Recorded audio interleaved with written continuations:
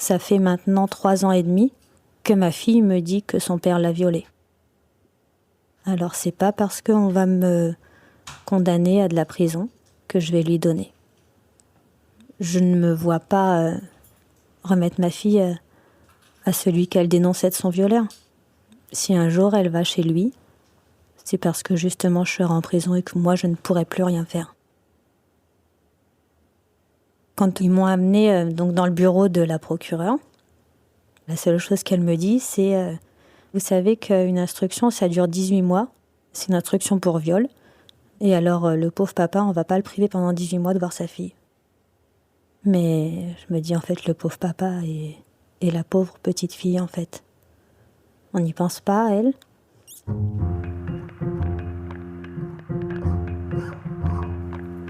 Le plus souvent dans l'histoire, Anonyme était une femme. Les bras se sont levés, les bouches sont exclamées. Maintenant, il faut des mots.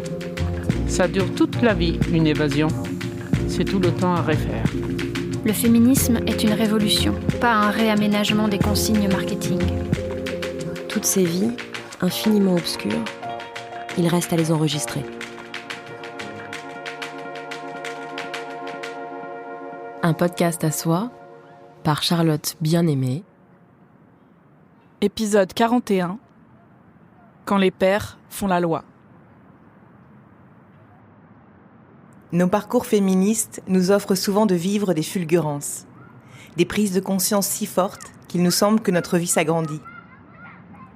Nous comprenons mieux notre passé, des chemins s'ouvrent sur nos futurs. Ces moments sont réguliers et fondateurs. Je me souviens parfaitement de l'un d'entre eux. Ce jour où j'ai découvert la notion de domination adulte dans les textes de la sociologue féministe Christine Delphi. Elle écrit « Le statut d'enfant, le statut de mineur, est un statut d'infériorité sociale générale, d'incapacité légale, de subordination et d'appropriation. » J'étais féministe depuis quelque temps. J'avais compris l'articulation entre les différentes formes de domination basées sur la race, la classe, le genre, l'orientation sexuelle ou le handicap. J'avais même réalisé une émission sur les vieilles femmes qui évoque déjà une discrimination par l'âge. Mais j'avais oublié les enfants. Nous, féministes, oublions trop souvent les enfants. Contrairement à la classe, au genre ou à la race, les relations entre adultes et enfants ne sont presque jamais pensées comme des rapports de pouvoir à part entière. Pourtant, le pouvoir des adultes sur les enfants prend des formes similaires à celles du patriarcat. C'est pourquoi j'ai voulu réaliser cette série d'émissions consacrée à la domination adulte. En la préparant, j'ai été stupéfaite de constater à quel point les deux réalités se rejoignaient. Comme les femmes, les enfants ont été privés de droits. Comme les femmes, leurs paroles comptent si peu, ou pas du tout. Il est même encore plus difficile, voire impossible pour elles et eux, de se défendre. Christine Delphi fait l'analogie entre patriarcat et domination adulte à partir du constat que femmes et enfants sont dominés par le père au sein de l'institution familiale.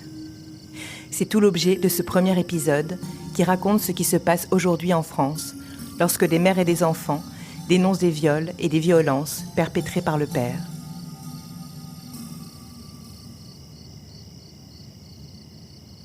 Je dois vous prévenir, les histoires que vous allez entendre sont très difficiles. Elles racontent les violences conjugales, l'inceste, mais aussi les violences institutionnelles que subissent les mères et les enfants. Elles parlent d'articulation entre misogynie et adultisme et de l'aveuglement de la justice. Elles sont parfois tellement kafkaïennes qu'elles semblent irréelles. Mais nous avons besoin de les écouter car elles sont loin d'être des cas isolés. En commençant par l'histoire de Milly.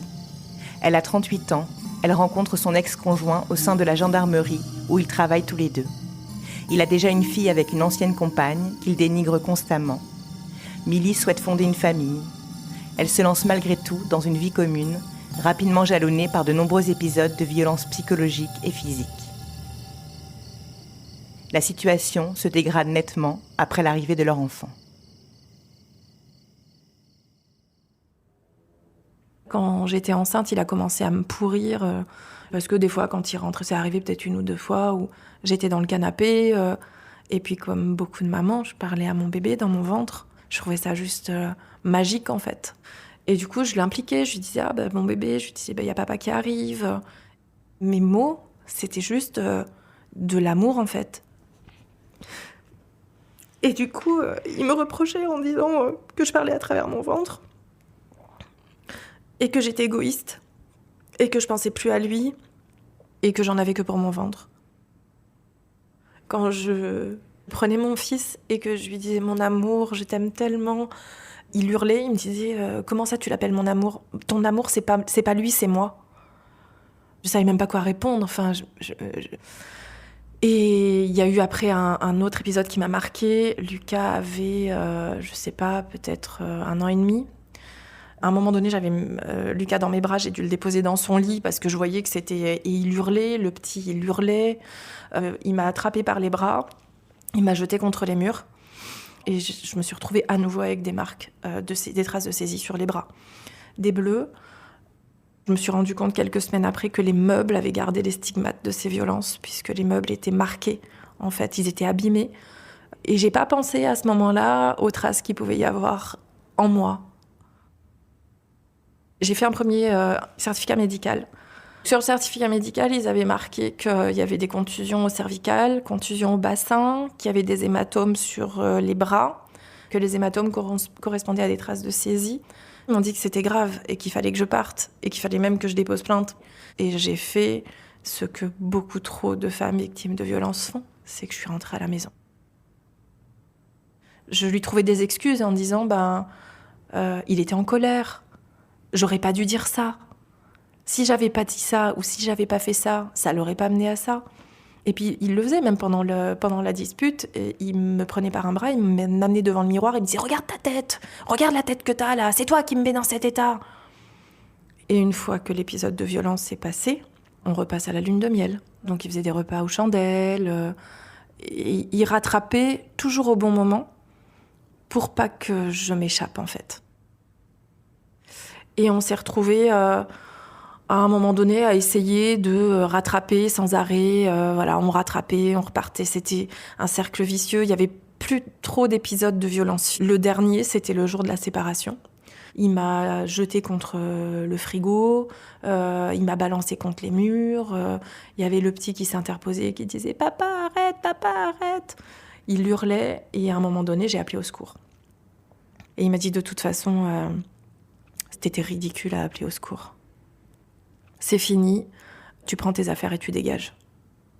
Lucas, il lui a dit « C'est pas gentil de dire ça, papa. » Et il a dit « Oui, mais ta mère, elle comprend rien. » Il dit « Ça non plus, c'est pas gentil, papa. » Au résultat, là, c'était la fin et le début de l'enfer.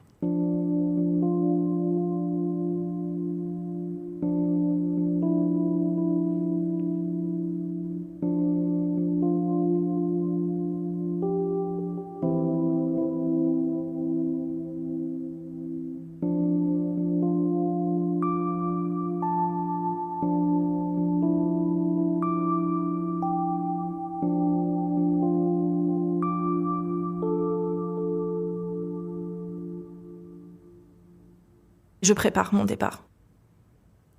Et je me dis, je vais prendre mes affaires, ce dont j'ai besoin pour travailler, l'essentiel, ce qui ne pourrait pas détruire et qui me poserait problème pour bosser. Je prépare, je me dis, je vais aller déposer plainte à tel moment, donc je vais à la gendarmerie et je dépose plainte. Je porte plainte pour violence et diffamation publique, puisque mon nom était cité sur les réseaux sociaux comme étant le cancer de sa vie. Et j'explique que la personne contre laquelle je vais déposer plainte, c'est le père de mon enfant. Quand on porte plainte contre un mis en cause qui fait partie des forces de l'ordre, ça déclenche une procédure qui s'appelle un événement grave, donc, qui est la contraction de événement grave, et qui normalement alerte la hiérarchie et qui génère des conséquences en interne en termes de sanctions administratives, normalement. Je me rappelle qu'ils m'ont demandé s'il y avait eu des violences sexuelles et que j'avais pas conscience qu'à un moment donné, ça a été le cas. Quand je venais d'accoucher et que du coup c'était douloureux après l'accouchement, je lui disais que ça me faisait mal et il y allait quand même. Je me rappelle un jour avoir dit non parce que on était dans la même pièce que notre bébé et je n'avais pas envie, en fait. Pour moi, ça me posait un problème, c'était pas compatible. Et il m'a forcée en me disant, de toute façon, il voit rien, il comprend rien, c'est un bébé. Cette plainte, après, suit son cours. Moi, je rentre à la maison. Non, j'ai récupéré mon fils. J'ai mes valises dans mon coffre. Et je vais chez une amie qui est partie en vacances. La peur au ventre, parce que je me dis, est-ce qu'il va me retrouver ? Il va me chercher. Il déclenche tout un système d'alerte. Il est même allé déposer plainte pour enlèvement d'enfants au commissariat de police. Il prévient mes parents en disant que j'ai enlevé notre fils. Mes parents ne m'appellent pas. Ils ont même fini par me dire à un moment donné, de toute façon, si il t'est arrivé ça, c'est que t'as cherché. Dans ma famille, on m'a reproché d'avoir déposé plainte contre le père de mon fils. On ne fait pas ça. C'est le père de ton fils. J'aurais dit, mais j'aurais pu y rester. Enfin, je devenais en fait la coupable.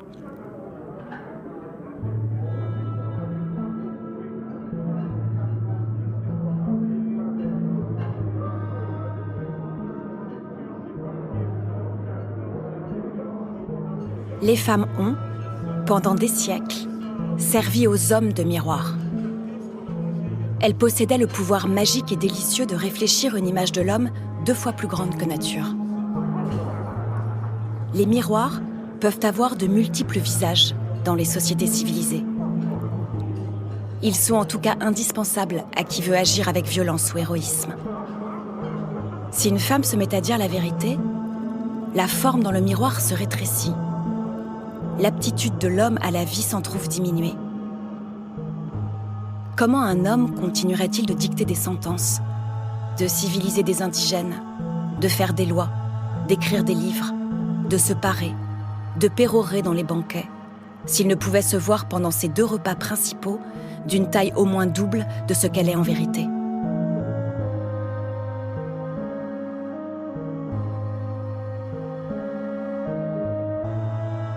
Une pièce à soi. Virginia Woolf.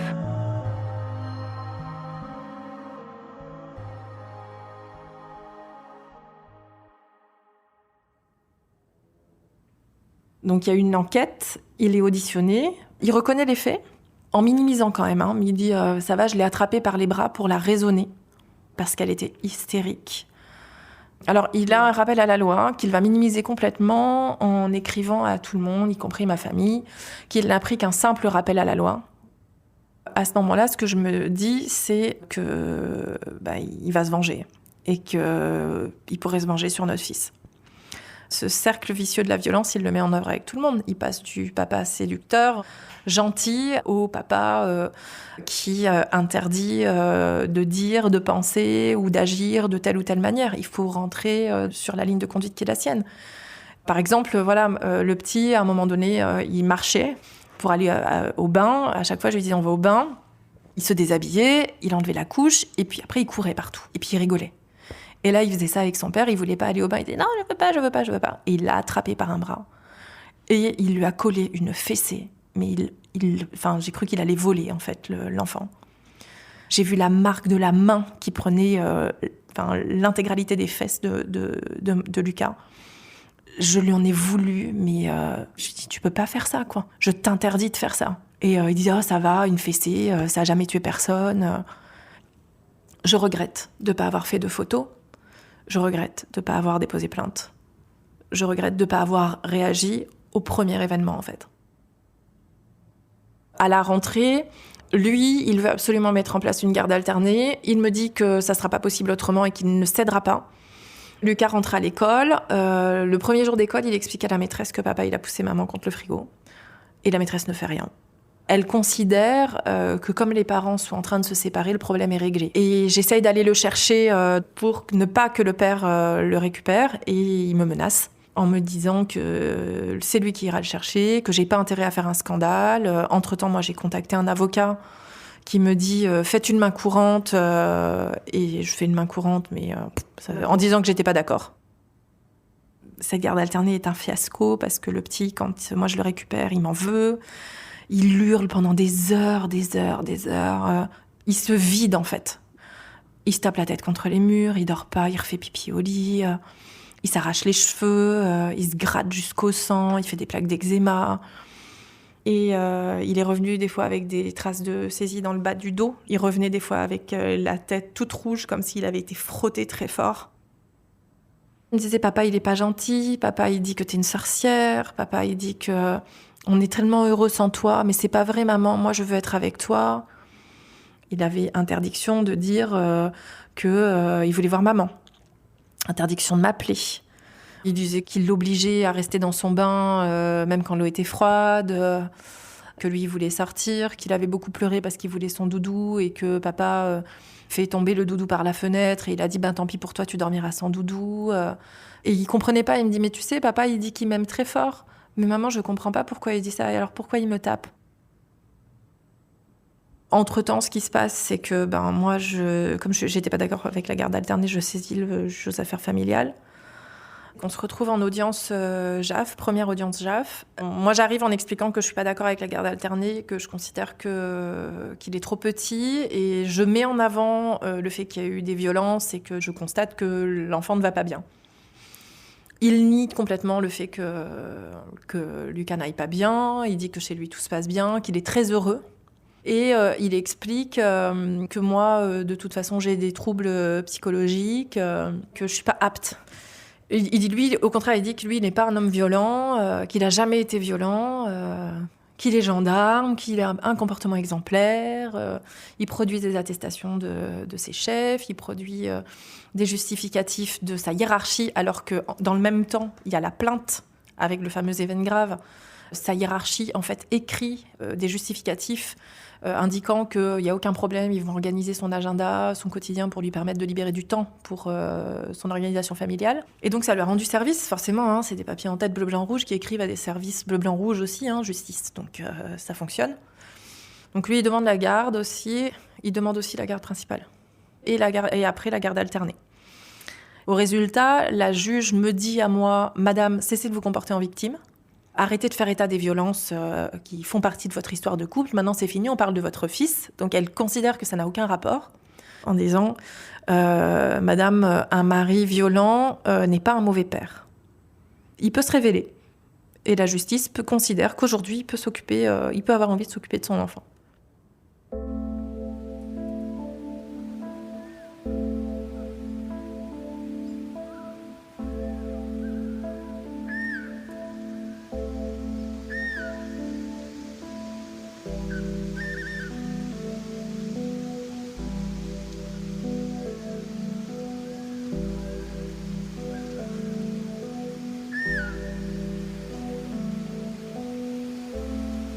L'idée qu'un père violent peut être un bon père est encore largement répandue. De nombreuses études et associations martèlent pourtant le contraire depuis de longues années, comme me l'a expliqué la psychologue féministe Annie Ferrand. Durant ses 10 années de pratique, au sein de structures spécialisées comme la Fédération nationale Solidarité Femmes, elle a développé une psychotraumatologie située du point de vue des femmes et des enfants.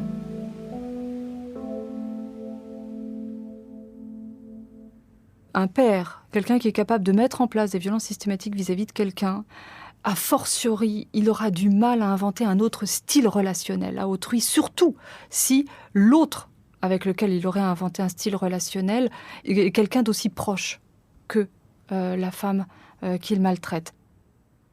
Donc, avant 6 ans, c'est énormément de chantage affectif, du chantage au suicide, des chantages... quand je dis affectif, on a un père qui peut s'effondrer en larmes et venir se faire consoler par un enfant de 4 ans. Juste après avoir frappé la mère est à terre avec éventuellement du sang, la mère est inconsciente en tout cas, et le père va s'effondrer en larmes dans les bras de l'enfant. Ça, quand je parle de chantage affectif, on n'est pas dans des formats abstraits. Entre 6 et 10 ans, là où l'enfant a besoin de logifier son espace mental, de comprendre les choses, le père va multiplier, ou le père ou le beau-père va multiplier des phénomènes d'intoxication intellectuelle, des propos contradictoires, chaotiques, des explications alambiquées, des explications qui ont l'air toutes simples, des phrases toutes bêtes, mais qui sont moralement totalement inacceptables. Bref, flouter comme ça les repères intellectuels, puis, plus on monte en âge, moraux de l'enfant. Et 3e dimension de la violence faite à l'enfant, et cela c'est quelque chose que les JAF comprennent peu, et pourtant elle est très très simple à comprendre, cette idée, c'est la manière dont un père qui exerce des violences conjugales, et cela Maurice Berger, qui est un pédopsychiatre, l'a énormément travaillé, la manière dont un père va exercer ces violences va avoir un impact majeur sur l'enfant au titre de son développement. Or, c'est un des piliers de l'autorité parentale, c'est d'assurer le développement de l'enfant. La violence conjugale en elle-même est à rebours des besoins fondamentaux de l'enfant, besoins physiologiques, besoins de sécurité, besoins d'identité, besoins d'affiliation, besoins de relations, tels qu'énoncés par des traditions longues des psychologues.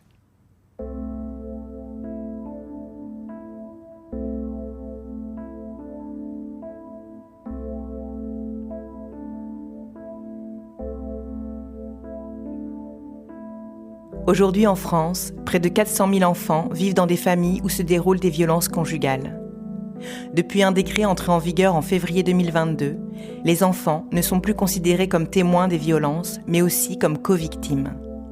D'autant plus qu'elles sont loin de s'arrêter après la séparation, comme me l'a expliqué Pierre-Guillaume Prigent, docteur en sociologie.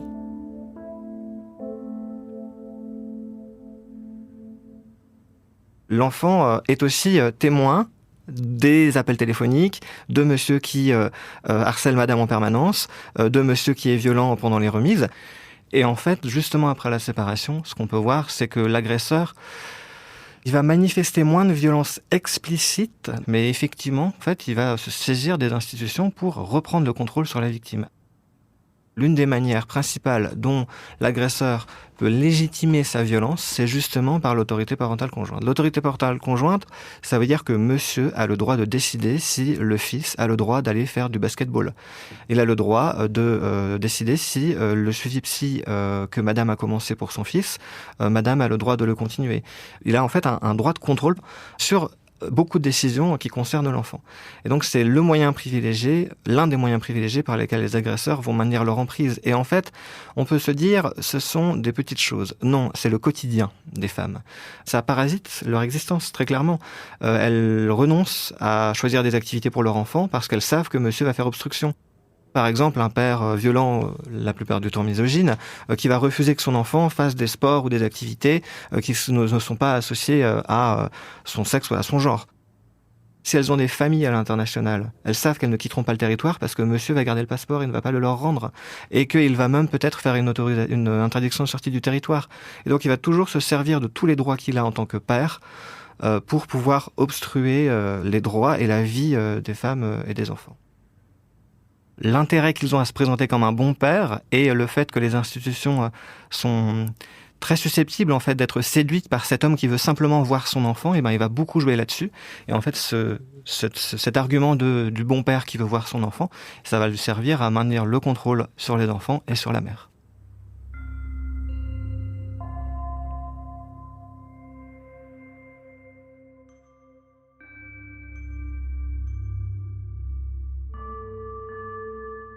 Pour la sociologue Patricia Romito, les violences conjugales post-séparation restent peu visibles et mal comprises aujourd'hui encore. Elles sont pourtant de même nature que les violences conjugales. Il s'agit d'un ensemble de comportements caractérisés par la volonté de domination et de contrôle d'un partenaire sur l'autre. Brutalité physique et sexuelle, abus psychologiques, menaces, contrôle, jalousie, isolement et utilisation des enfants à ses fins. Pour les hommes violents, les femmes et les enfants leur appartiennent. Ils voient la séparation comme une trahison et un attentat à leurs droits qui justifie la vengeance et la punition. Les violences conjugales contre la mère sont aussi l'un des principaux facteurs de risque d'agression sexuelle de la part du père sur ses enfants. C'est l'histoire d'Heidi et de sa fille Rose. Victime de violences, Heidi se sépare de son conjoint peu après la naissance de leur fille, qui aura été conçue lors d'un viol conjugal.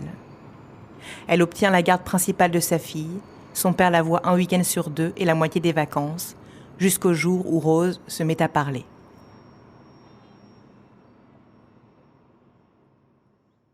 L'été 2019, à un retour de chez son père, Rose rentre et quand je vais pour faire sa toilette, elle me dit de ne pas la toucher parce qu'elle a mal. Je lui demande pourquoi elle a mal, si elle ne s'est pas bien essuyée quand elle a fait pipi. Et là, elle me dit non, papa, il m'a mis un doigt dans la minette. Ouais, j'ai dit il a dû te griffer. Peut-être que papa, à ce moment-là, il était fâché. Parce que moi, j'ai toujours cette image de quand il s'énerve, il est un peu brut, on va dire. Sauf qu'elle m'en parle tous les jours, pendant toute la semaine. Donc, je finis par appeler la PMI, qui me dit que c'est pas des paroles en l'air. Enfin, qu'un enfant de cet âge-là dit pas ça pour rien. Et qu'il faut donc aller aux UMJ, donc aux unités médico-judiciaires. On y va, et ils me disent qu'il n'y a pas de traces. Donc pour moi, tout va bien. Donc je suis repartie, en étant en fait confortée dans ce que je m'étais dit. C'est quand il lui a fait la toilette, où je me disais que tout se passait bien, alors que elle pleurait pour pas y aller. Il était obligé de me la prendre des bras. Elle était agrippée en fait à moi, et lui, il était obligé de la prendre de mes bras et de partir. Elle partait dans des hurlements pas possibles, quoi. C'était horrible. Sauf que lui me disait, oui, tu vois, avec ton allaitement long, elle est trop attachée à toi maintenant, donc c'était ma faute. Je me disais, il a raison, c'est de ma faute en fait. Elle veut pas se détacher de moi. Alors que pour autant, à la même période, elle avait passé une nuit chez ma sœur parce qu'on avait été à un concert avec ma fille aînée. Et puis elle n'a pas pleuré du tout en fait. Quand elle allait chez mes parents, c'était pareil, ça la dérangeait pas. Elle allait à l'école, ça la perturbait pas non plus. Elle a jamais pleuré à l'école. Et en fait, moi, j'avais complètement occulté ce qu'elle m'avait dit. Que je voulais pas entendre en fait. C'était trop violent. Alors j'apprendrai par la suite, pendant la procédure, sur conseil de mon avocate, je vais demander à récupérer le compte-rendu de cette visite. Et en fait, dans ce compte-rendu, il n'y a pas rien. Il y a marqué qu'il y a un érythème sur la membrane hyménéale, ainsi que des traces de feutre sur les fesses qui posent question. Et il parle également de propos répétés qui posent question. Elle a commencé à faire des crises d'eczéma sur tout le corps. Et malgré la crème, ça passait pas. Elle a fait de l'énurésie, jour et nuit. C'est quand elle s'urinait dessus. Alors qu'elle était propre depuis 1 an presque et demi. Elle voulait plus s'alimenter. Elle voulait plus dormir toute seule. Elle faisait des cauchemars. Elle voulait plus parler aux adultes. Donc j'ai pris rendez-vous chez le médecin.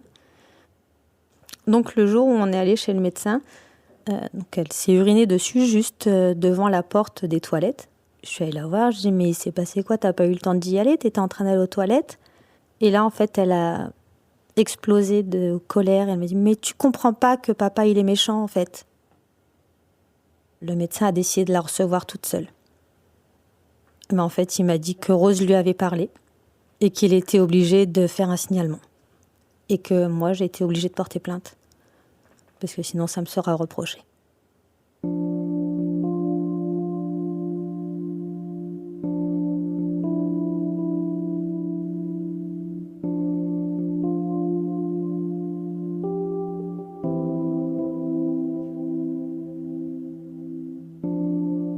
Le lendemain matin, je suis allée déposer plainte. On a un jugement, donc JAF en référé, 2 semaines après. Donc là, moi, je me dis, ils vont m'aider, en fait. Eh bien non. Au JAF, je demande des visites médiatisées. Je veux juste qu'ils la voient dans un milieu fermé, sécurisé, en fait. Avec des gens qui sont là et qui surveillent, qui puissent rien lui faire. Dans cette audience, son avocat à lui, donc l'avocat du père, a été dès le départ très virulent avec moi. Je suis sortie en pleurs de l'audience. En fait, au lieu de parler au juge, il me parlait à moi. Alors, il disait que j'étais folle, que j'étais égoïste, que je voulais la garder pour moi, que clairement, je voulais retirer Rose des bras de son père, que je ne voulais pas qu'elle aille chez lui en vacances parce que c'était les vacances de Noël. Il disait que je manipulais mon enfant pour qu'elle voie plus son père, que je voulais me venger. Alors, on a parlé des révélations de Rose. Enfin, mon avocate en a parlé, puisqu'on n'avait pas le droit, nous, à la parole. Et quand elle en a parlé, c'est là où j'ai compris que la justice ne serait pas avec nous. La juge a donné au père sa défense, puisque lui avait parlé de crème à mettre à sa fille. Eh bien, elle lui a dit, oui, en fait, vous avez fait un change, quoi, vous lui avez mis de la crème. Ça, c'est le juge qui a dit ça ? Oui, le juge aux affaires familiales. Et là, en fait, j'ai compris que le juge n'entendait pas que c'était ma fille qui avait parlé, que le juge ne prenait pas en considération qu'elle n'avait pas parlé à moi, mais qu'elle avait parlé à un médecin. Le juge m'a sommé de remettre Rose à son père. Ce que j'ai fait, parce que j'avais peur, en fait. Elle y est allée pour les vacances. On est parti avec ma fille aînée, on est allé faire les fêtes chez ma sœur. Et en fait, quand on a quitté la ville, j'ai été obligée de m'arrêter sur le bas de côté parce que je ne pouvais plus conduire, en fait. Je ne pouvais que hurler, en fait. En fait, j'ai eu l'impression de consentir à son viol. Pardon.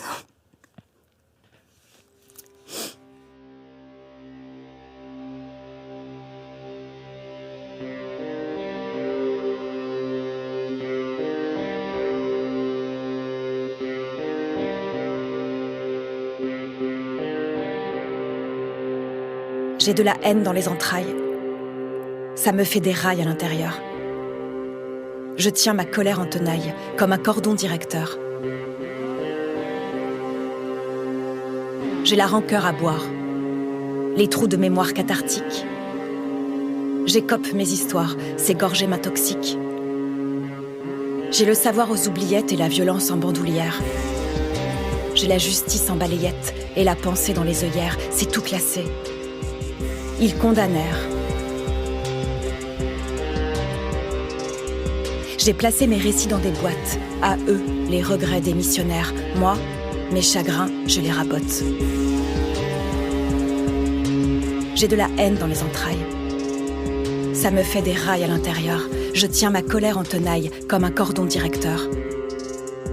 J'ai la rancœur à boire, les trous de mémoire cathartiques. J'écope mes histoires. Ces gorgées m'intoxiquent. J'ai les espoirs tronqués, les croyances vacillantes. J'ai la foi toute parquée et les amours chancelantes. J'ai les envies dans l'illusoire, le désespoir logique. J'ai le désir dans une passoire et les fantasmes frénétiques. J'écope mes histoires. Ces gorgées m'intoxiquent. J'écope mes histoires. Ces gorgées m'intoxiquent.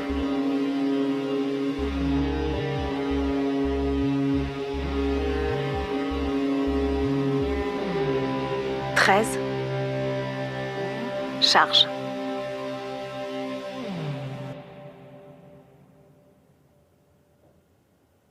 Rose, elle a été convoquée pour être auditionnée.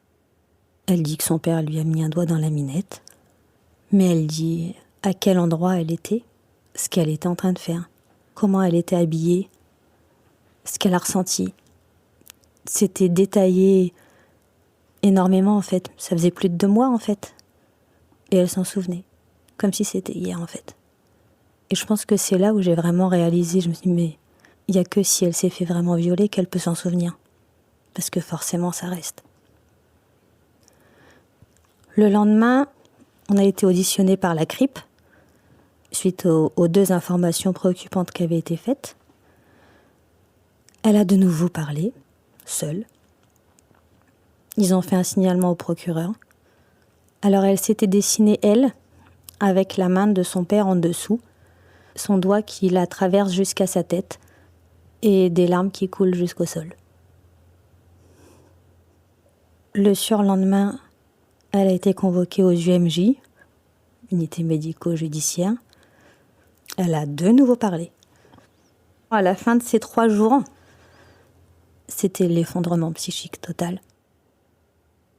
Le fait de devoir parler comme ça, 3 jours les uns derrière les autres, je suis même pas sûre qu'on demanderait ça à un adulte. Du haut de ses 4 ans, elle se retrouve face à des adultes qu'elle connaît pas et elle doit leur décrire son viol. C'est horrible en fait. La visite aux UMJ, c'était un vendredi et c'était le week-end du père. Et là, j'ai refusé de lui donner. Stop, ça suffit. Ça fait 3 jours qu'elle parle, maintenant c'est bon. C'est fini, quoi. Et donc elle n'y est pas allée. Et le mardi, j'ai reçu un appel de mon avocate qui m'informait que finalement la juge était revenue sur ce qu'elle avait dit et qu'elle mettait en place des visites médiatisées, après m'avoir obligée de la remettre pour les vacances. Est-ce qu'elle a su qu'elle avait parlé les jours d'avant? Est-ce que je ne sais pas. Donc elle y est allée à chaque fois, chaque samedi. Donc elle pouvait même pas souffler un week-end sur 2, c'était tous les week-ends. Un jour ou 2 avant, elle est malade, elle a mal au ventre, elle a mal à la tête, elle somatise en fait. Et pendant les 2 jours qui suivent, l'énurésie revient. Elle recommence jour et nuit, les cauchemars. Vous étiez au courant, oui. Et je leur ai fait confiance, au départ en tout cas, puisqu'en fait un jour, on est rentré à la maison après qu'elle y était allée, tout ça, et au moment d'aller aux toilettes, je constate que son t-shirt est dans son pantalon, et je sais qu'elle sait pas le faire. Et du coup, je lui dis, les dames, ils sont venus avec toi, ils t'ont aidé à te rhabiller. Et là, elle me dit, non, c'est papa. Elle me dit, les dames, ils ont dit que papa, il avait le droit de venir avec moi dans les toilettes. Et là, ça s'est écroulé un peu autour de moi. Parce que je me suis dit, en fait, elle n'est pas en sécurité là-bas. Non, le fait qu'elle ait été rhabillée, je pense que c'était clairement un message qui m'était adressé à moi. Je pense qu'il me montrait qu'il pouvait toujours la toucher. Quand j'ai su que les enquêtrices sociales allaient venir, moi j'étais contente parce que je me suis dit, ça y est, ils vont enfin prendre en compte mon enfant. Mais en fait, ils se sont même pas entretenus avec Rose, alors que c'était une demande du JAF. Tout ce qui leur importait, c'était moi, ma vie, et pourquoi je vivais comme ça, et comment je vivais, et ce que je faisais. Et ils ont estimé que j'étais trop protectrice. Rose s'était réfugiée sur mes genoux. Elle s'est mise en boule, en fait, comme elle faisait tout le temps, parce qu'elle se sentait en insécurité, donc elle se remettait en position de fœtus un petit peu. Elle était toujours dans sa phase de régression, en fait. Ce que eux ont interprété comme de la surprotection, s'ils avaient lu un petit peu le dossier et s'ils avaient un peu su pourquoi ils étaient là, ils auraient peut-être mieux compris le comportement de Rose, qui était, elle, en stress post-traumatique à l'époque. Ce qu'elles ont mis dans le rapport, je suis trop fusionnelle, trop protectrice, et qu'il vaudrait mieux éloigner Rose de moi en mettant une garde alternée en place. 1 mois après, le JAF décide de mettre fin aux visites médiatisées, puisque la plainte a été classée sans suite, parce qu'elle est insuffisamment caractérisée. Alors à la place, il met en place un passage de bras en lieu neutre. Je suis censée amener Rose chaque samedi au lieu où elle allait pour les visites médiatisées, sauf que lui, il est censé l'y récupérer, en partir pour la journée, et la ramener là-bas le soir, où moi je dois la récupérer. Donc en fait, elle n'est plus du tout protégée, puisque plus surveillée, puisqu'il peut partir avec elle. Au 1er juillet 2021, la plainte a été réouverte par le procureur de la République suite au diagnostic de stress post-traumatique. Mais elle a été reclassée.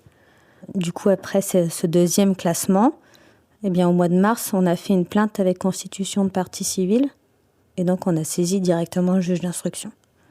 Et l'instruction a commencé le 9 juin 2022. Donc, à ce moment-là, je justifie en expliquant que y a une plainte qui est en instruction. C'est une instruction pour viol.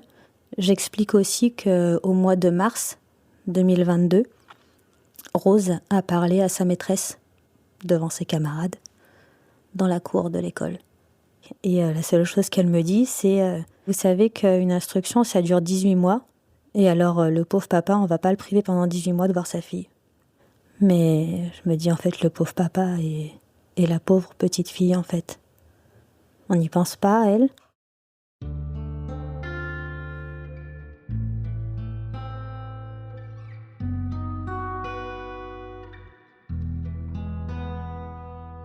Comme pour les femmes victimes de violences, la majorité des plaintes pour inceste sont classées sans suite, souvent pour infractions insuffisamment caractérisées. Cela ne veut pas dire que les faits n'ont pas existé, cela veut dire qu'ils n'ont pas pu être prouvés. Chaque année, il y a 160 000 enfants victimes de violences sexuelles pour 1000 condamnations. Pour le juge Édouard Durand, cet écart démontre un système d'impunité des agresseurs. Comme pour les femmes, la parole des enfants n'est pas entendue, ils ne sont pas crus. Dans ses travaux, la chercheuse en philosophie Tal Peter-Bromerx rajoute qu'il existe une crainte vis-à-vis du discours des enfants qui seraient incapables de produire des récits fiables et autonomes. Les enfants ne sont pas considérés comme des sujets, leur parole est discréditée, vue comme influençable et forgée par des catégories d'adultes. L'histoire d'Heidi et de Rose raconte aussi le manque de coordination entre les différentes juridictions, les juges aux affaires familiales, les juges pour enfants, les juges au pénal. En novembre 2021, la Ciivise, commission indépendante sur l'inceste et les violences sexuelles faites aux enfants, a émis plusieurs recommandations. Elle préconise la suspension de l'exercice de l'autorité parentale et des droits de visite et d'hébergement du parent poursuivi pour viol ou inceste, ainsi que le retrait systématique de l'autorité parentale en cas de condamnation. Le juge Édouard Durand préside la Ciivise. Pour lui, il faut changer de paradigme et appliquer avant tout un principe de précaution. Il faut croire les enfants, généraliser les outils déjà existants pour recueillir leurs paroles de manière systématique et protectrice, sachant que les fausses accusations de violences sexuelles, même si elles peuvent exister, sont extrêmement rares.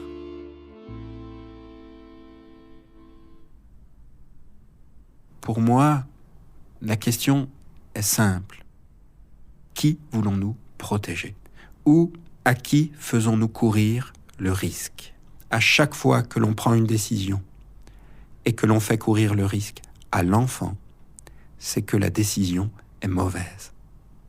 Parce qu'enfin, le risque rationnel que nous courons n'est pas d'inventer des violences, n'est pas de surinterpréter des révélations de violence.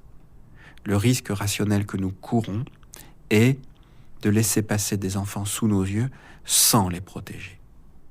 La présomption d'innocence, par exemple, qui est un principe fondamental qui structure ma vie de juge, n'a jamais été conçue pour générer un système d'impunité des agresseurs.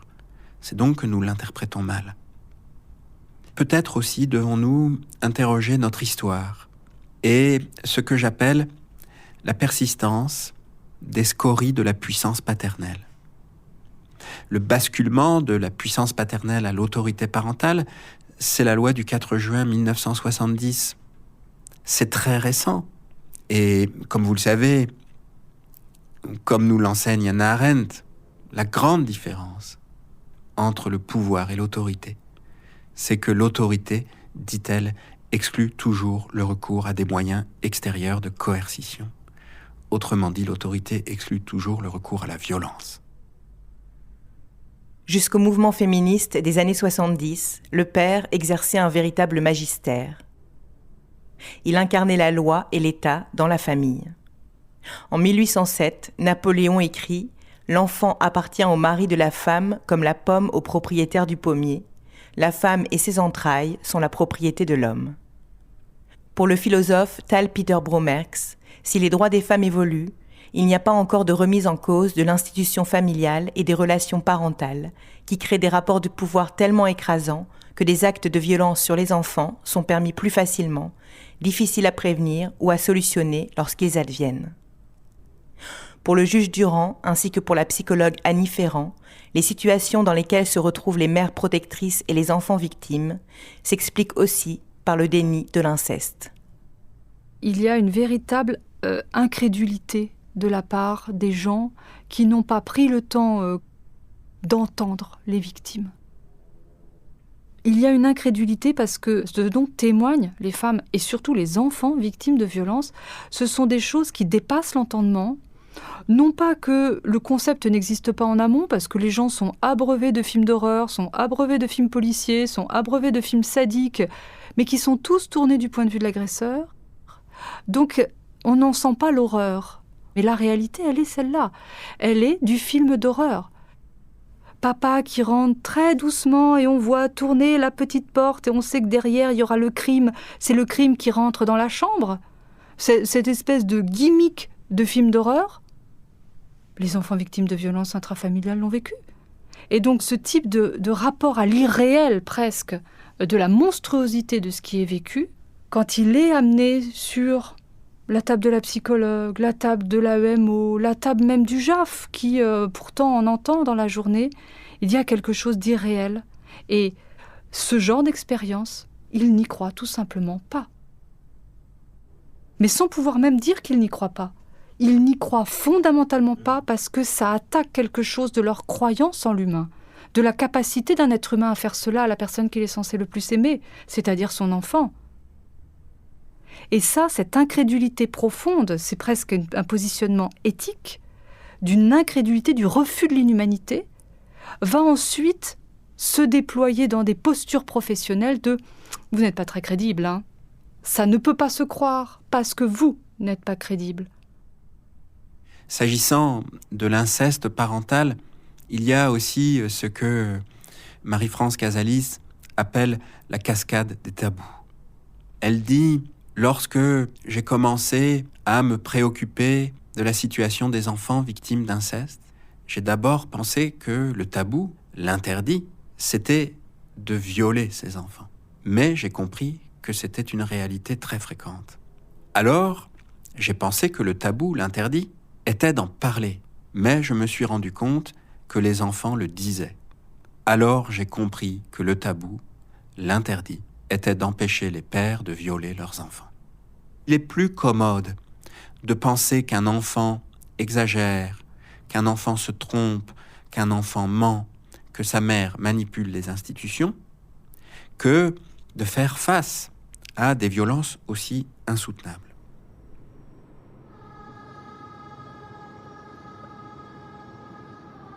Suite à l'audience devant le juge des affaires familiales, le père de Lucas obtient la garde alternée, malgré le fait qu'il ait été condamné au pénal à un rappel à la loi pour violence conjugale. Quelque temps après, Lucas révélera à sa mère Milly des actes de viol perpétrés par un ami de son père chez lui. Milly porte plainte. La plainte est classée sans suite. Les parents se retrouvent alors devant le juge des enfants qui ordonne une médiation familiale pourtant déconseillée en cas de violence. Pour la sociologue Patricia Romito, en médiation, on demande aux deux conjoints qu'ils se concentrent sur le présent et le futur, sans revenir sur le passé. Si la mère soulève la question des violences, elle enfreint les règles du jeu et risque d'être jugée comme vindicative et rancunière.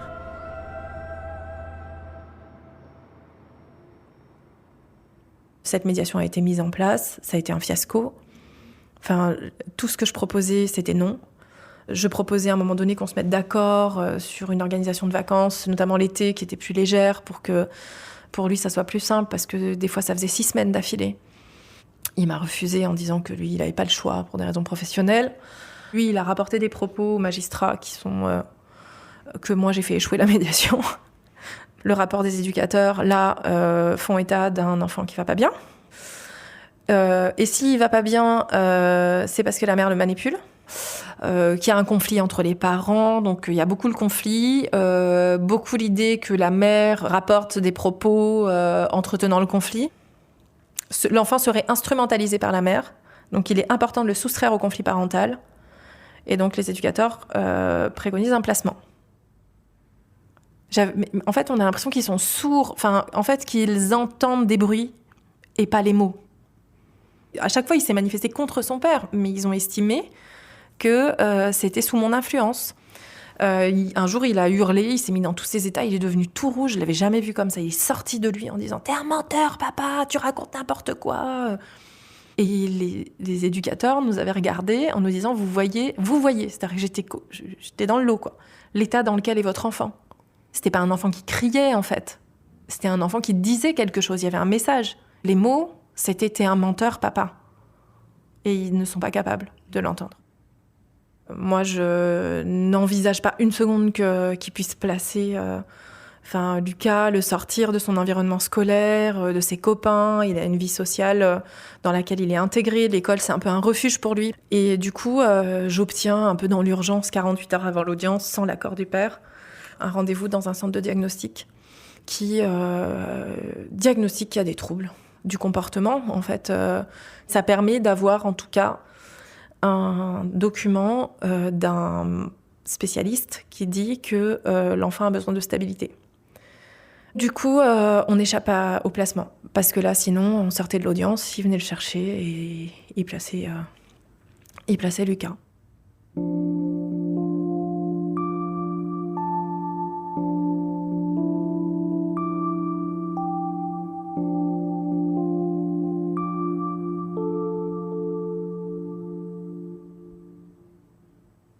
On me reproche d'avoir fait établir ce diagnostic sans l'accord du père. On continue à me dire je manipule la situation, que vous ne vous rendez pas compte de ce à quoi vous exposez votre enfant, vous n'avez pas l'air d'avoir envie de régler le problème, madame. À un moment donné, on m'a dit, madame, votre fils, vous n'avez quand même pas l'impression qu'il dit ce que vous avez envie d'entendre ? Donc quand on parle d'un viol, qu'on parle de déclaration d'un enfant qui dit qu'on le tape, qui dit qu'on l'insulte, que le père reconnaît à l'audience qu'il insulte son fils, et on me dit que mon fils dit ce que j'ai envie d'entendre. Donc on poursuit en garde alternée, et la juge nous dit les cartes sont entre vos mains, donc débrouillez-vous. En gros, elle nous dit débrouillez-vous pour vous entendre, vous n'avez qu'à saisir le JAF. Et j'ai bon espoir qu'en fait ça s'arrête là. Et non. Et il va saisir le JAF et il va mettre en avant donc le syndrome d'aliénation parentale. Il dit qu'en fait je suis une mère aliénante et que tout ce que Lucas a raconté jusqu'à maintenant, c'est moi qui suis à l'initiative pour lui nuire professionnellement, il est très attaché à son image, il dit que c'est pour porter atteinte à mon image, nuire à ma réputation. À l'évidence, le comportement de madame, qu'il soit ou non volontaire et conscient, s'apparente à une véritable, entre guillemets, aliénation parentale de l'enfant dont Lucas doit être protégé. Voilà ce qui est écrit en fait dans des conclusions du père. Et le juge aux affaires familiales accorde la garde principale au père. Tous les éléments que j'ai pu apporter au dossier, rien n'a été pris en compte. Y compris les informations judiciaires concernant le viol, y compris les justificatifs de médecins, y compris les menaces que lui a pu écrire à mon encontre. Il a dit qu'il allait me détruire, il l'a écrit. Rien n'a été pris en compte, donc j'ai fait appel. Ça a mis 1 an, à nouveau, 1 an de plus. 1 an plus tard, l'appel a été rejeté. Toutes mes demandes ont été déboutées. Tout. Ça n'a vraiment aucun sens, en fait.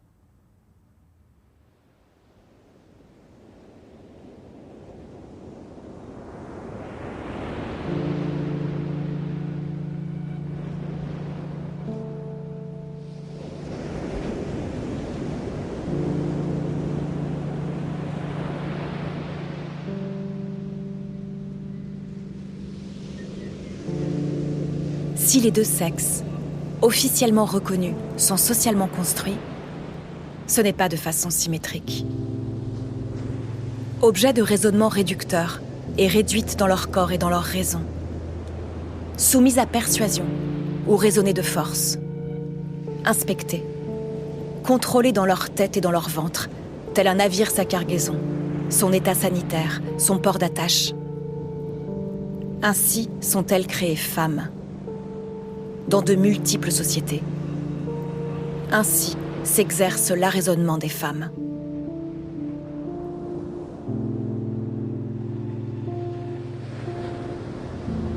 Nicole Claude Mathieu. Penser l'arraisonnement des femmes.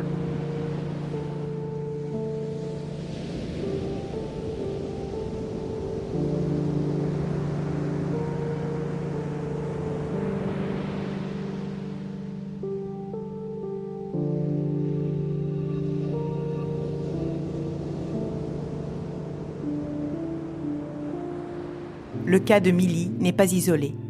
Chaque année, des milliers de mères sont éloignées ou séparées de leurs enfants, confiées au père agresseur ou à l'aide sociale à l'enfance par le biais de décisions judiciaires qui les accusent de pratiquer l'aliénation parentale contre le père de l'enfant. Les accusations d'inceste ou de violence seraient inventées par les mères qui voudraient priver les pères de leur enfant. Le syndrome d'aliénation parentale a été inventé par le psychiatre américain Richard Gartner dans les années 80, en s'inscrivant dans les contextes de divorce. Il se diffuse à un moment où sont dénoncées dans plusieurs pays les violences faites aux femmes et aux enfants. Depuis, de nombreuses recherches ont mis en avant l'absence de fondement scientifique de ce syndrome et sa dangerosité. Une note publiée sur le site du ministère de la Justice indique qu'aucune autorité scientifique n'a reconnu un tel syndrome. Un consensus scientifique souligne même le manque de fiabilité de cette notion. La recherche démontre aussi que les fausses allégations de maltraitance ou de négligence sur les enfants sont marginales. Pourtant, le syndrome d'aliénation parentale reste utilisé dans les services sociaux et dans les tribunaux de nombreux pays. Pour le sociologue Pierre-Guillaume Prigent, qui mène actuellement avec Gwenola Sueur une étude sur les usages sociaux de l'aliénation parentale, le SAP est un outil puissant dans le déni des violences du père envers les enfants après la séparation.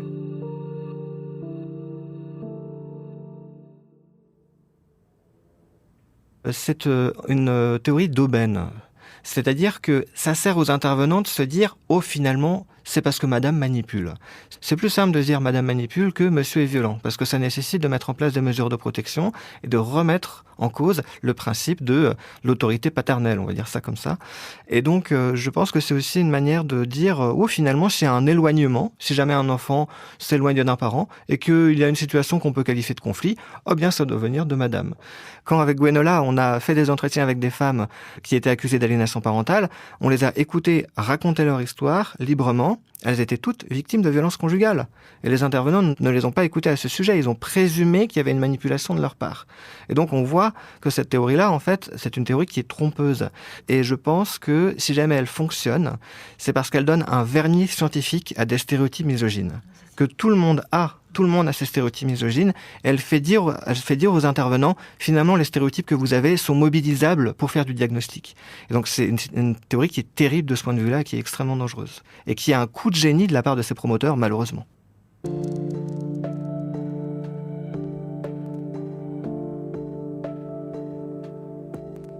Le syndrome d'aliénation parentale est repris, diffusé et soutenu par différents groupes de pères divorcés. Il y a 10 ans, certains d'entre eux s'étaient retranchés sur des grues, se posant en victimes de la justice familiale qui les empêchait de voir leurs enfants et réclamant l'égalité dans la parentalité. Ces pères et les associations les soutenant, comme SOS Papa, se révèlent avoir un discours antiféministe, cachant les violences perpétrées par nombre de leurs membres. Aujourd'hui, ces groupes existent toujours, soutiennent les pères violents dans les procédures, leur donnent des outils, des éléments de langage et tentent de faire changer les lois, comme me l'a expliqué Gwenola Sueur. En fait, ils vont faire l'amalgame entre les intérêts des enfants et les intérêts des pères. Ils vont recourir souvent à la notion de famille.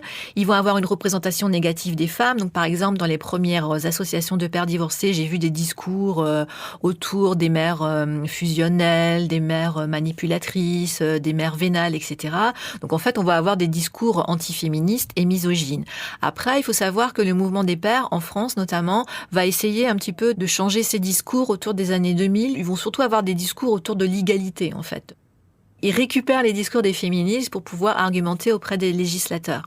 Et donc, en fait, leur principale revendication, c'est donc la priorisation de la résidence alternée et puis essayer de criminaliser l'aliénation parentale. Donc, en fait, ils vont se servir, donc là, par exemple, au moment des grues en 2013, ils vont pouvoir propager leurs revendications, etc. et faire des propositions de loi. Là, récemment, il y a eu une proposition de loi d'un député qui revient sur la priorisation de la résidence alternée. Et dans ces motifs, on va retrouver des discours un petit peu, des discours anciens des années 70 avec une manière de présenter les séparations comme dramatiques. Donc, la séparation entraînerait la délinquance, la séparation entraînerait la prostitution, etc., etc. Donc, en fait, on voit qu'il y a une stigmatisation de la séparation parentale et une stigmatisation de la monoparentalité maternelle. Donc, il vaut mieux que l'enfant soit élevé par son papa et sa maman, donc ça rappelle d'autres discours, plutôt que que d'être élevé tout seul. Non, il faut qu'il y ait un père et une mère, et peu importe si le père a été violent. C'est vraiment la tarte à la crème psy, de dire mère fusionnelle, virgule mère protectrice, mais du coup trop protectrice, trop aimante, trop dessus sur l'enfant. Et à force de protection, en fait, elle construirait une espèce de cloche qui constituerait une barrière hermétique face auquel le père serait exclu, déprivé de droits, déchu, destitué. Et la notion de mère fusionnelle et de « t'es trop sur l'enfant », il est trop dans tes jupons, tu la couves trop, mais arrête, à 4 ans, elle a plus besoin de son doudou. Toutes ces injonctions, en fait, à arracher des éléments symboliques du lien mère-enfant est déjà une œuvre très importante par le père ou le beau-père violent. Et malheureusement, on le voit parfois relayé par les équipes qui vont voir dans cette connexion particulière de la mère et de l'enfant le signe de l'aliénation parentale. On a aussi des experts psy qui ont dans leur bagage des concepts de masochisme féminin, de conjugopathie, de fusion maternelle, tout l'arsenal en fait qui permet de faire penser que les violences conjugales sont le fait des deux parents et que l'enfant est instrumentalisé par les deux parents, voire même beaucoup plus souvent par la mère que par le père. En psycho, moi j'ai été beaucoup plus formée à l'hystérie féminine, à la castration maternelle, à la fusion maternelle, au ravage féminin. Tout cela, ce sont des concepts, ce ne sont même pas des expressions de professeurs, ce sont des concepts qui ont été écrits noir sur blanc par des gens qui sont professeurs. J'ai été beaucoup plus formée à cette misogynie anti-mère, cette maternophobie. J'ai été beaucoup plus formée à cela qu'à la violence conjugale, dont je n'ai jamais entendu parler dans mes formations.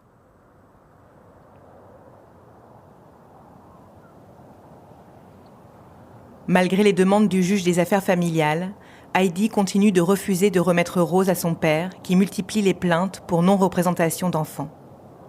Heidi est régulièrement convoquée par la police pour justifier de ses actes.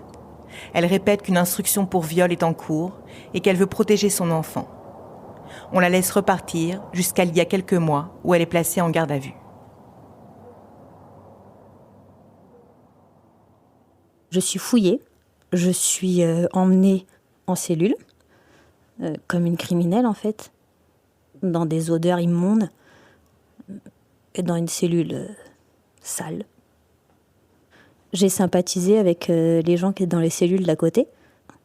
Il y en avait un qui avait fait du harcèlement sur un policier et un autre qui avait tapé son voisin. Ils n'ont jamais compris pourquoi moi j'étais là en fait. Et ils me disaient, mais toi numéro 1, qu'est-ce que t'as fait? Je dis, moi j'ai pas remis ma fille à son père parce qu'elle l'accuse de viol. Et on me dit, non mais sinon t'as fait quoi? J'ai fait ça. Et ils ont fini par arrêter de me demander ce que j'avais fait, mais je pense qu'ils n'ont toujours pas compris à mon avis. Ensuite, l'OPJ est revenu et il m'a dit, je suis désolée, mais vous allez être déféré en comparution immédiate au tribunal. Et d'un seul coup, je vois 3 policiers qui arrivent. Ils me demandent de mettre les mains dans le dos et ils me mettent les menottes. J'ai encore cette image des 2 gars qui tapaient dans leur fenêtre pour dire, on est avec toi. Je suis ensuite amenée, toujours avec les menottes, en salle d'audience. Et donc, je me retrouve devant 4 juges et la procureure. Et là, elle me dit, vous êtes là à ma demande, parce que vous êtes en non-représentation d'enfants et que c'est pas légal.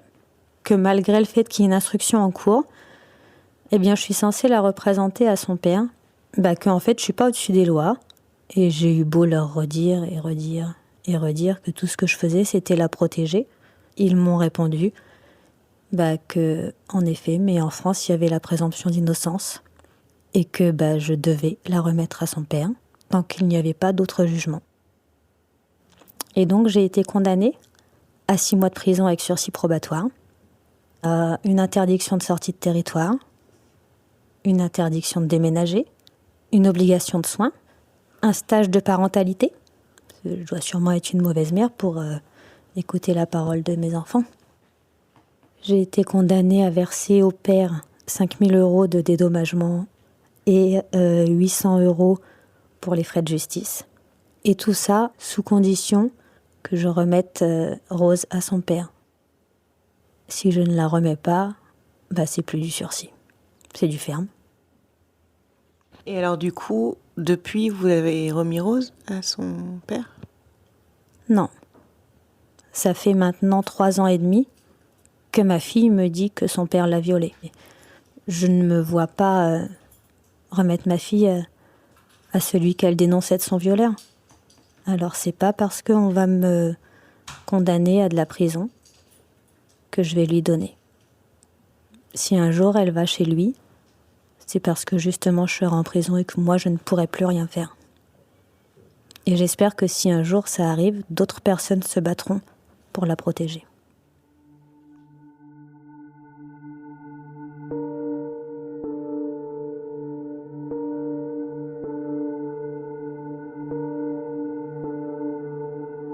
Peu de temps après que j'ai enregistré Heidi, sa maison a été perquisitionnée. Elle a fait appel de son jugement et saura dans quelques jours si sa peine se transforme en prison ferme. Lucas est toujours en garde principale chez son père violent. Sa mère le voit un week-end sur 2 et la moitié des vacances. Elle m'explique que les services sociaux sont satisfaits puisqu'elle a arrêté de dénoncer les faits de violence, craignant d'être accusée d'alimenter encore le conflit parental et de perdre totalement la garde de Lucas. Milly tente de l'accompagner au mieux alors que les violences continuent. Lucas m'explique qu'il est obligé de manger des choses qu'il n'a pas envie de manger, qu'il m'a expliqué qu'il l'avait forcé à se décaloter, que ça avait saigné, et qu'il lui a dit qu'il était une chochotte et que s'il ne le faisait pas, que de toute façon, il allait l'emmener chez le médecin pour l'opérer. Donc il l'a menacé. Il me dit « Maman, je pleurais, mais je l'ai fait quand même parce que j'avais tellement peur. » Et la peau, elle a craqué et le sang coulait le long de mes jambes. Il veut que ça s'arrête. Il comprend pas. Il parle de suicide ces derniers jours.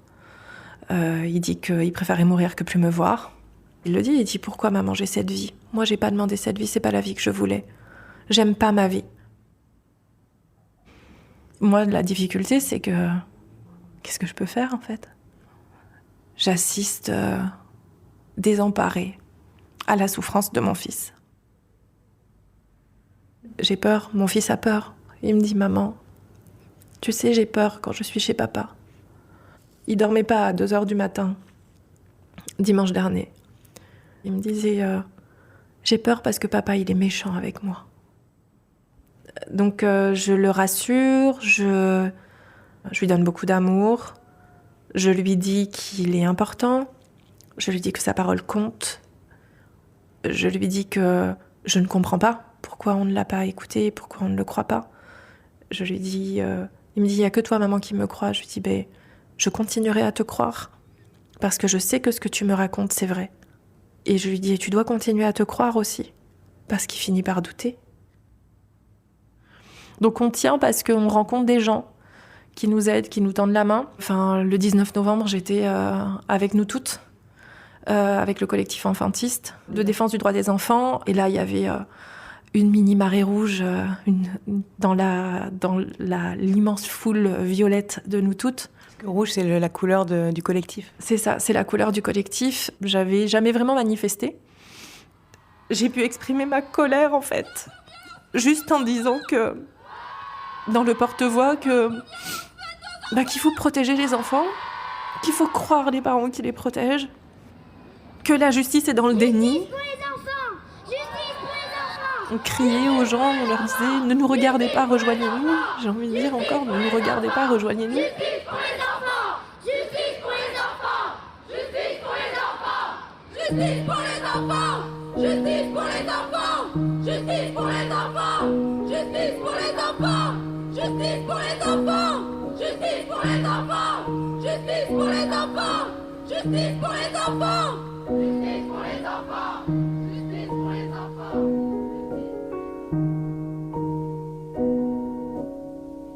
C'était un podcast à soi de Charlotte Bien-Aimée, réalisé par Arnaud Forest.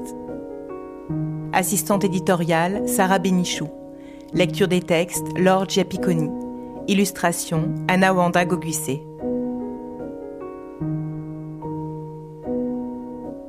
Merci à Sophia Antoine, au collectif Enfantiste et aux avocates féministes Pauline Bourgois et Frédéric Pollet-Rouillère. Un podcast à soi est produit par Arte Radio. Vous pouvez le réécouter sur toutes les plateformes de podcast et sur le site d'arteradio.com. Écrivez-nous à l'adresse unpodcastasoi@artefrance.fr, sur le Facebook d'Arte Radio, l'Instagram Charlotte Bien-Aimée ou Twitter Un Podcast à Soi. On se retrouve en mars pour le 2e épisode de cette série consacrée à la domination adulte. Vous pourrez y entendre les enfants qui apprennent à se défendre. Vive la radio, vive les podcasts, vive les révolutions féministes.